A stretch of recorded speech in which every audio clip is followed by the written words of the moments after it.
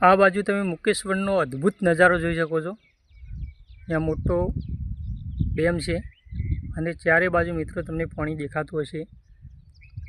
અહીંયા મિત્રો ઘણી બધી નદીઓ આવે છે। અરજણાઈ નદી, કુંવારકા નદી, સરસ્વતી નદી અને ઘણી નદીઓનું પાણી અહીંયા ભેગું થાય છે। ખારી નદી આવે છે, ઘણી ગામડાઓની નદી અહીંયા આવે છે અને બધું પાણી ભેગું થાય છે। ચોમાસામાં અહીંયા સુધી બધા પાણી ભરાયેલું રહે છે। આ બધું જે વાવેતર કરેલું છે ને એટલામાં પાણી ભરાઈ જતું હોય એટલે અત્યારે લોકોએ વાવેતર કર્યું છે, પણ ચોમાસામાં બધા વાવેતર નહીં થતું હોય।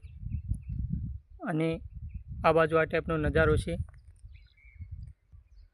હાલ હું જે જગ્યા પર ઊભો છું ત્યાં હરસિદ્ધિ માતાજીનું મંદિર છે, ત્યાં ઊભો છું, પણ મંદિર બંધ છે એટલે તમને ખાલી મંદિરના